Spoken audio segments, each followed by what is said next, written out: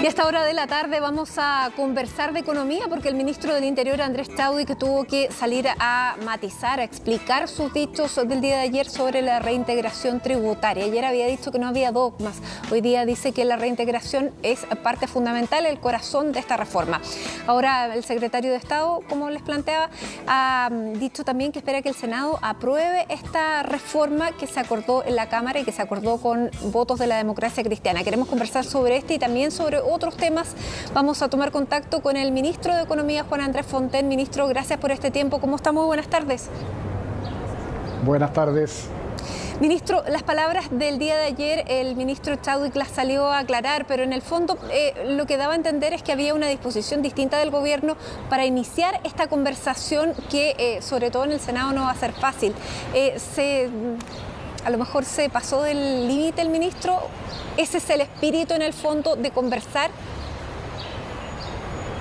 Bueno, usted sabe, Matilde, que las declaraciones que hacemos a veces los ministros se tienden a sobreinterpretar. Yo creo que eso fue lo que ocurrió en este caso, pero él después salió a aclarar muy precisamente de que a lo que se refería es que siendo este un proyecto importante para el gobierno que persigue objetivos que todos compartimos de crear mejores condiciones para el crecimiento económico, para la generación de empleo, para la mejora de la calidad de vida de las personas, tiene un instrumento que es el instrumento preferido por el gobierno para lograr ese objetivo, que es la reintegración tributaria. Y esa es una pieza central de esta propuesta que ha hecho el gobierno y que está hoy día en discusión en el Senado después de haber sido aprobada en la Cámara de Diputados. ¿Sin reintegración, ministro, no va a haber reforma? Yo no soy quien para predecir el resultado de los trámites legislativos, pero nosotros hemos expresado nuestra convicción de que esa es la fórmula adecuada y nuestro convencimiento de que el Senado va a concurrir con esa opinión nuestra. Vamos a alcanzar un acuerdo como ya se logró en la Cámara de Diputados. Claro, pero en la Cámara de Diputados la correlación de las fuerzas y más que la correlación de las fuerzas, las personalidades de los demócratas cristianos son muy distintas a los senadores demócratas cristianos que están en el Senado. Por lo tanto, ahí claramente no están los votos y habría que negociar algo distinto. Por eso, ¿cuál es el límite del gobierno en la negociación? Pero lo que está en juego, Matilde, más allá de las diferencias políticas, más allá de las diferencias de personalidades, es algo tan importante, cómo crear condiciones para que nuestra economía marche mejor, creando más empleo, creando más espacio para el emprendimiento, para que haya más inversión y, en definitiva, para que haya una mejor calidad de vida. Yo creo que frente a ese objetivo, esas diferencias que usted menciona son absolutamente menores y yo estoy convencido que va a haber un espacio para ponerse de acuerdo. Pero más que personalidades, me expresé mal, son convicciones bien distintas. Yo creo que no son tan distintas en los temas de fondo, no creo que haya grandes diferencias respecto a los objetivos, pueden haber diferencias respecto a determinados instrumentos, pero bueno, ahí está precisamente el arte de gobernar, cómo lograr acuerdo en esta materia en torno a lo que la Cámara de Diputados ya aprobó, que es algo muy positivo para el desarrollo de Chile. Pero, por ejemplo, la misma senadora Jimena Rincón dijo que sí, que estaba dispuesta, pero con condiciones que luego el ministro Larraín dijo que de ninguna manera se podrían negociar. Bueno, es un tema que hay que conversar en el Parlamento para eso sirve, precisamente para conversar esas diferencias y yo les insisto, sí. Yo creo que vamos a encontrar un acuerdo. Bueno, usted me dice que sin reintegración no habría reforma en el fondo, porque para usted tendría sentido aprobar el resto de las cosas si no se llega a aprobar la reintegración, que es donde está el nudo. Bueno, yo creo que el gobierno ha sido absolutamente claro que la reintegración es el corazón o parte muy importante de esta modernización tributaria y en consecuencia creo que lo que hay que hacer es invertir todo el esfuerzo posible y yo confío en la tarea que está haciendo en esa materia el ministro de Hacienda para convencer a la mayoría del Senado en que apruebe esta fórmula. Ministro, vamos con otro tema porque hoy día, claro, se inauguró la semana con tal vez caras más largas cuando se fue a tomar la micro o el metro, subió la locomoción, ya está el anuncio de que suben las cuentas de luz. ¿Cómo va a enfrentar el gobierno estas alzas y sobre todo las declaraciones que usted planteó esta mañana que dijo que en definitiva una no readecuación en los precios redundaba en una mala calidad del servicio? ¿Los chilenos nos vamos a tener que acostumbrar o resignar a esto? No, porque no siempre los costos van a subir. Aquí lo que ha ocurrido es que los costos han subido y cuando los costos suben, la ley precisa cómo suben las tarifas. Y eso es lo que se ha efectuado tanto en el caso eléctrico como en el caso del transporte en Santiago, del transporte de pasajeros en Santiago. En el caso del transporte de pasajeros en Santiago, es bueno recordar que si bien los buses suben 10 pesos, que es lo que indica para esos efectos la ley cuando suben los costos, en el caso del metro, que hay más flexibilidad, esa alza de costos se distribuye de manera distinta en los distintos horarios y, por ejemplo, se está rebajando fuertemente el horario valle, de manera que alguien que sale más temprano y toma el metro a las 7 de la mañana tiene la posibilidad de una tarifa más baja que la de hoy.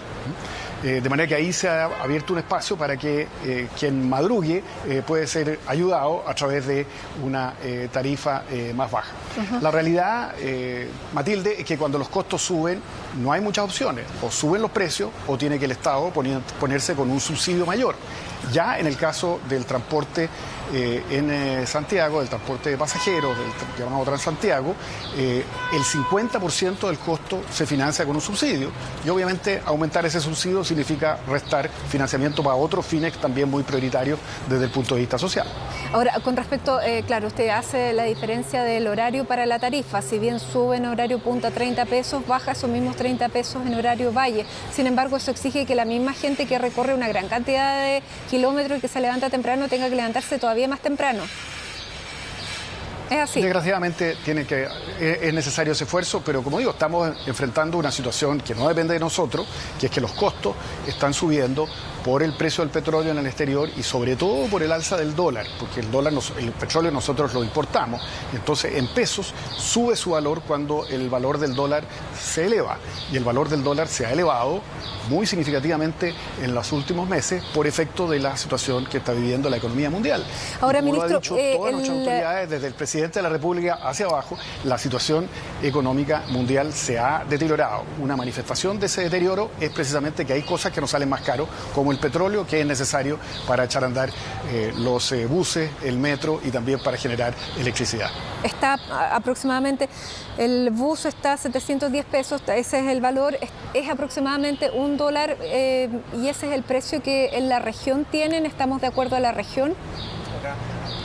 Estamos nosotros subsidiando prácticamente otro dólar, o sea, el 50% del costo está siendo en este momento cubierto por la tarifa, el otro 50% está siendo cubierto por un subsidio. Y bueno, habrá países que pueden dar menos subsidio o más subsidio, pero todo parece indicar que el 50% de subsidio es una magnitud suficiente. ¿Y usted cree que esto la gente lo va a entender porque al gobierno del presidente Sebastián Piñera todos los temas económicos lo tocan fundamentalmente porque siempre la expectativa en el presidente Piñera es la gestión económica? Por lo tanto, ¿usted cree que los chilenos lo van a entender sin que esto redunde en una mala evaluación o en una, no sé, popularidad decreciente? ¿Cómo lo ven desde esa perspectiva política? Bueno, sin lugar a duda no es una noticia grata.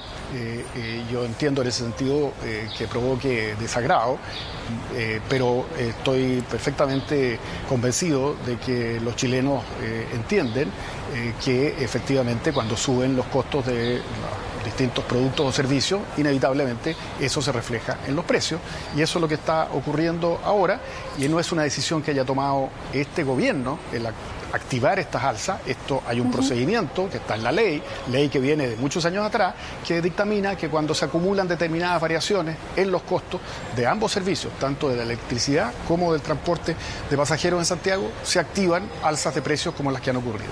Ministro, hoy día en la encuesta CADEM se evaluaba el tema del retiro eventual de los fondos de las AFP para las personas que cotizan en AFP. ¿A usted le parece que hay alguna fórmula que se pudiera abrir para que personas jubiladas pudieran retirar sus fondos en casos especiales? Yo entiendo que en casos especiales las personas que están jubilándose sientan de que ellos deberían tener acceso directo a esos fondos para ser utilizados para otros fines. Pero el problema es cómo diferenciar esos casos de otros en los cuales simplemente las personas quieran mejorar su nivel de vida hoy a costa de un peor nivel de vida más tarde, y en consecuencia eso sea pan para hoy y hambre para mañana. Y cuando eso ocurre, esa hambre para mañana además significa normalmente que el Estado tiene que suplir la falta de pensión de esa persona con la pensión mínima o la pensión solidaria. De manera de que cómo lograr ese equilibrio es sumamente complejo, y por eso que la norma nuestra es simple. No hay retiro anticipado de esos fondos en la generalidad de los casos. Ministro, lo que pasa es que conversamos hace muy poco en el programa Agenda Económica. Nicolás Pau conversó con Alfonso Suet, líder de la CPC, quien se abre, y quiero invitarlo a escuchar las declaraciones que dio y también a nuestros televidentes para que seamos parte de esta conversación también. Nosotros empatizamos con la gente que hoy día está con problemas económicos para pagar un crédito, empatizamos con la dificultad que tiene una persona para adquirir su casa, como son los casos que hemos visto. Empatizamos fuertemente con eso. Pero también nos damos cuenta que el único mecanismo no es el sistema de pensiones para resolver ese problema. O sea, yo lo que prefiero es enfrentar ese problema, que tenemos que enfrentarlo como país, como política pública, pero no forzar que la única solución pasa por las pensiones. Lo segundo, nosotros tenemos... Pero para no salirnos del punto, sí, aparte de la empatía que usted menciona, ¿está de acuerdo o no? Ya, para responderle. Sí. Lo segundo, nosotros dividimos entre una vez que se ha jubilado una persona, como aparece hoy día en la encuesta CADEM, y cuando no se ha jubilado. Cuando se ha jubilado nos parece de toda lógica que pueda retirar porque ya está jubilado. Nos parece lógico. ¿En todo caso o en ocasiones específicas como deseamos prepagar un crédito o en una enfermedad catastrófica? Yo creo que tiene que ser para ciertos eventos. Bueno, usted lo escuchaba, dice, nos parece de toda lógica para ciertos eventos. ¿Se puede ya iniciar entonces una discusión así? Es el líder de la CPC. Bueno, yo no tengo ningún inconveniente de que se inicie una discusión así. Lo que estoy diciendo es de que el cómo diferenciar esos eventos de aquellos otros eventos en los cuales probablemente él mismo no consideraría adecuado es muy complejo. Y precisamente enfermedades catastróficas pudiera ser una definición. Claro, pero la complejidad radica en el hecho de que esa persona que usa sus ahorros para ese fin y no para financiar su pensión en el tiempo que le queda desde que jubila en adelante, tiempo que además se ha alargado por el alza de la esperanza de vida, el uso de los fondos para ese otro propósito va a significar que se va a quedar sin recursos para financiar una buena pensión y en consecuencia recurriría a la pensión mínima o a la pensión solidaria. Ese es uno de los problemas que hay precisamente en este tema. Yo no le digo, estoy abierto a la discusión, entiendo perfectamente el problema y la angustia que puede significar para una persona el saber que tiene estos fondos disponibles, entre comillas, al jubilarse y teniendo otras necesidades urgentes, pero hay que pensar de que esos fondos se acumularon bajo un régimen especial, incluso un régimen tributario especial, precisamente para efectos de que sean utilizados para financiar la pensión de la persona una vez que se jubila. Muy bien, ministro, muchísimas gracias por esta conversación con CNN Chile. El tema ya está planteado, está sobre la mesa, fue parte de la encuesta CADEM del día de hoy. Ahí están también las declaraciones del empresariado. Que estén muy bien, muchísimas gracias. Buenas tardes. Gracias a ustedes. Buenas tardes.